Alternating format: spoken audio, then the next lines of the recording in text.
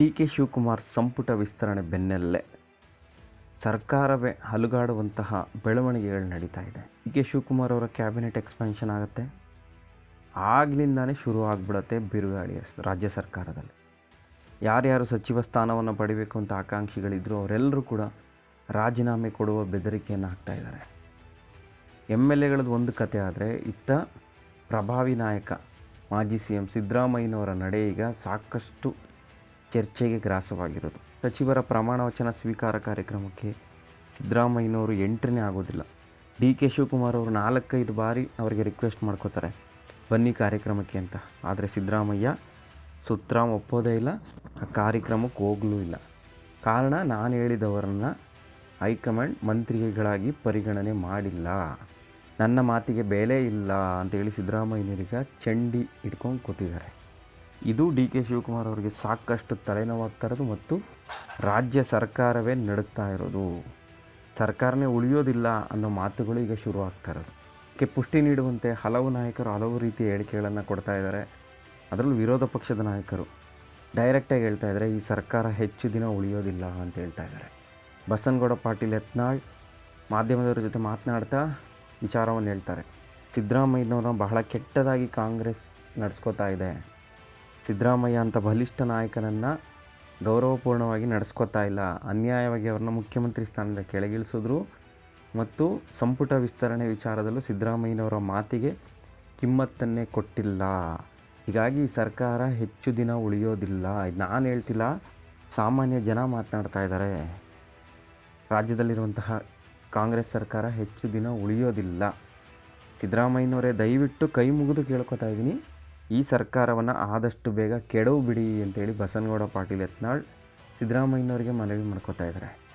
ಸಿದ್ದರಾಮಯ್ಯನವ್ರು ಖಂಡಿತವಾಗ್ಲೂ ಈ ಸರ್ಕಾರವನ್ನು ಬೀಳಿಸ್ತಾರೆ ಅನ್ನೋ ಮಾತನ್ನು ಕೂಡ ಬಸನಗೌಡ ಪಾಟೀಲ್ ಯತ್ನಾಳ್ ಹೇಳ್ತಿರೋದು.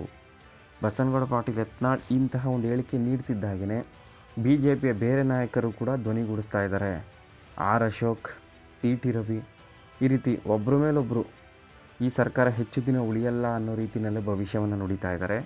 ಮತ್ತು ಕಾಂಗ್ರೆಸ್ನಲ್ಲಿ ನಡೀತಿರುವಂತಹ ಬೆಳವಣಿಗೆಗಳು ಕೂಡ ಎಲ್ಲಿ 2019ರ ಇತಿಹಾಸ ಮತ್ತೆ ಮರುಕಳಿಸ್ಬಿಡುತ್ತೋ, ಆವತ್ತು ಕುಮಾರಸ್ವಾಮಿಯವರ ಸರ್ಕಾರ ಇದೇ ರೀತಿ ಪತನವಾಗಿತ್ತು, ಈಗೇನಾಗುತ್ತೋ ಗೊತ್ತಿಲ್ಲ ಅನ್ನೋ ರೀತಿಯಲ್ಲೇ ಮಾತನಾಡ್ತಾ ಇದ್ದಾರೆ. ಇದರ ನಡುವೆ BJP MLA ಕಾಂಗ್ರೆಸ್ನಲ್ಲಿರುವಂತಹ ಕುರುಬ MLAಗಳಿಗೆ ಓಪನ್ ಆಫರ್ ಕೊಡ್ತಾ ಇದ್ದಾರೆ, ಬನ್ನಿ ನಿಮ್ಗೆ ಅನ್ಯಾಯ ಆಗಿದೆ, BJPಗೆ ಬಂದುಬಿಡಿ, BJP ನಿಮ್ಮನ್ನು ಗೌರವಪೂರ್ಣವಾಗಿ ನಡೆಸ್ಕೊಳ್ಳುತ್ತೆ. BJP ಪಕ್ಷದಲ್ಲಿ ಕುರುಬರನ್ನ ಒಬ್ಬರಿಗೂ MP ಮಾಡಲಿಲ್ಲ ಅಂತ ಹೇಳ್ತಿದ್ರು.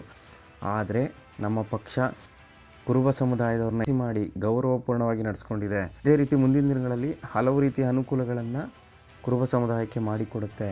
ಹೀಗಾಗಿ ನೀವೆಲ್ಲರೂ ನಮ್ಮ ಪಕ್ಷಕ್ಕೆ ಸೇರ್ಪಡೆ ಆಗಿಬಿಡಿ, ನಿಮ್ಗೆಲ್ರಿಗೂ ಒಳ್ಳೆ ಸ್ಥಾನಮಾನ ಸಿಗತ್ತೆ ಅಂತೇಳಿ ಓಪನ್ ಆಫರ್ ಕೊಡ್ತಾ ಇದ್ದಾರೆ. ಇದೆಲ್ಲವನ್ನು ನೋಡ್ತಾ ಇದ್ದರೆ ರಾಜ್ಯದಲ್ಲಿರುವಂತಹ ಕಾಂಗ್ರೆಸ್ ಸರ್ಕಾರ ಅಸ್ತಿತ್ವ ಅಲುಗಾಡ್ತಾ ಇರೋದು ಸ್ಪಷ್ಟವಾಗಿ ಗೋಚರಿಸ್ತಾ ಇದೆ. ನಿನ್ನೆ ನಡೆದಂತಹ ಸಂಪುಟ ವಿಸ್ತರಣೆ, ಅದರಿಂದ ಉಂಟಾಗಿರುವಂತಹ ದುಷ್ಪರಿಣಾಮಗಳು, ಈ ಎಲ್ಲವನ್ನು ಡಿ.ಕೆ. ಶಿವಕುಮಾರ್ ಅವರು ಯಾವ ರೀತಿ ಬಗೆಹರಿಸ್ತಾರೆ, ಸಿದ್ದರಾಮಯ್ಯನವರ ವಿಶ್ವಾಸವನ್ನು ಯಾವ ರೀತಿ ಗಳಿಸ್ತಾರೆ ಅನ್ನೋದೇ ಈಗಿರುವಂತಹ ಪ್ರಶ್ನೆ. ಅದಕ್ಕೆ ಸಿದ್ದರಾಮಯ್ಯವ್ರಿಗೆ ವಿನಂತಿ ಮಾಡ್ಕೋತೀನಿ, ಆದಷ್ಟು ಬೇಗನೆ ಈ ಸರ್ಕಾರ ಕೆಡವಿರುತ್ತೆ. ನೋಡ್ರಿ, ಸಿದ್ದರಾಮಯ್ಯವ್ರಿಗೆ ಅಪಮಾನ ಮಾಡ್ಯಾರ. ಇದು ಏನಾಗೈತಿ, ಸಿದ್ದರಾಮಯ್ಯನವ್ರನ್ನ ಅಪಮಾನ ಮಾಡೋದು ಕೆಲಸ ನಡೆದೈತೆ ಕಾಂಗ್ರೆಸ್ನಾಗ. ಅದು ಸಿದ್ದರಾಮಯ್ಯನವ್ರು ಈಗಾಗಲೇ ನಾನು ಮುಂದಿನ ಚುನಾವಣೆಗೆ ನಿಲ್ಲುವುದಿಲ್ಲ ಅಂತ ಹೇಳಿಬಿಟ್ಟಾರ. ಅವ್ರು ಏನು ಬುದ್ಧಿ ಕಲಿಸೋದು, ಅವ್ರಿಗೇನಾದರೂ ಸ್ವಾಭಿಮಾನ ಇದ್ರೆ ಮುಂದಿನ ಸಲ ಕಾಂಗ್ರೆಸ್ನ ಕರ್ನಾಟಕದಾಗ ಮುಕ್ತ ಮಾಡುವಂಥ ಪ್ರತಿಜ್ಞೆ ಮಾಡಿದ್ರೆ ಅವ್ರ ಗೌರವ ಉಳಿತದೆ.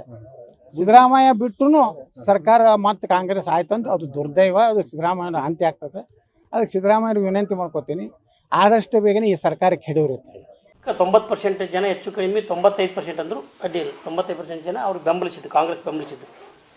ಅವ್ರು ಯಾರು ನಿಂತರೋ ಯಾರು ಬಿಟ್ಟರೋ ಏನು ನೋಡಲಿಲ್ಲ. ಆದರೆ ಅವರು ಇಳಿದ ನಂತರ ಈ ಭಾಗಕ್ಕೆ ಪ್ರಾತಿನಿಧ್ಯ ಕೊಡಬೇಕಾಗಿತ್ತು. ಯಾರು ಇರ್ಬೋದು, ಅದು ಶಿವಣ್ಣ ಅವರು ಇರ್ಬೋದು ಅಥವಾ ಇಲ್ಲಿ ರಾಘು ಇರ್ಬೋದು, ಇನ್ನು ಯಾರೇ ಆಗಿರ್ಬೋದು, ಸ್ಥಾನಮಾನ ಕೊಡಬೇಕಾಗಿತ್ತು. ನಮ್ಮ ಭಾಗದಲ್ಲಿ ಕೊಟ್ಟಿಲ್ಲ. ಕೇವಲ ಅವರು ಕಣ್ಣೊರೆಸ್ತಕ್ಕಂಥ ಕೆಲಸ ಇವತ್ತು ಮಾಡ್ತಾಯಿದ್ದಾರೆ. ಬಂದಿರತಕ್ಕಂಥ ಒಬ್ಬ ಮಹಿಳೆಯನ್ನು ಕೂಡ ನಿನ್ನೆ ಪ್ರಮೋಚನ ಆಗಿಲ್ಲ. ಕಾರಣ ಏನು ಅಂತ ಹೇಳಿದ್ರೆ, ಎಲ್ಲೋ ಒಂದು ಕಡೆ ತಡೀತಕ್ಕಂಥ ಶಕ್ತಿ ಆಗ್ತಾಯಿದೆ. ಕಾಂಗ್ರೆಸ್ಸು ಕೇವಲ ನಿಮ್ಮನ್ನು ಮತ ಬ್ಯಾಂಕನ್ನಾಗಿ ಮಾಡಿಕೊಳ್ತಾಯಿದೆ, ವೋಟ್ ಬ್ಯಾಂಕನ್ನಾಗಿ ಮಾಡಿಕೊಳ್ತಾಯಿದೆ. ಹಾಗಾಗಿ ನೀವು ಅವ್ರು ನಂಬ್ತಕ್ಕಂಥದ್ದು ಪ್ರಶ್ನೆ ಇಲ್ಲ. ನಮಗೆ ಮೇಲೆ ಒಂದು ಆಪಾದನೆ ಕೊಟ್ಟಿದ್ರಿ ಏನಂತೇಳಿ, ಇಲ್ಲ ಒಂದು ಕೂಡ MP ಸ್ಥಾನವನ್ನು ಕೊಟ್ಟಿಲ್ಲ ಬಿ ಜೆ ಪಿಯವರು ಅಂತಕ್ಕಂಥದ್ದನ್ನು ಹಿಂದೆ ಹೇಳಿದ್ರಿ. ನಾವು ಅದನ್ನು ಸರಿಪಡಿಸ್ತಕ್ಕಂಥ ಕೆಲಸ ಮಾಡಿದ್ವಿ. ಏನು ಅಂತ ಹೇಳಿದ್ರೆ, ನಾಗರಾಜ್ ಅವರಿಗೆ MLC ಏನು ರಾಜ್ಯಸಭಾ ಸ್ಥಾನವನ್ನು ಕೊಡೋದ್ರ ಮೂಲಕ ಅದನ್ನು ಸರಿಪಡಿಸ್ತಕ್ಕಂಥ ಕೆಲಸ ಮಾಡಿದ್ವಿ. ಒಟ್ಟಾರೆ ಒಳ್ಳೆಯ ಸ್ಥಾನಮಾನಗಳನ್ನು ಭಾರತೀಯ ಜನತಾ ಪಕ್ಷ ನಿಮ್ಗೆ ಕಲ್ಪಿಸಿಕೊಡ್ತದೆ.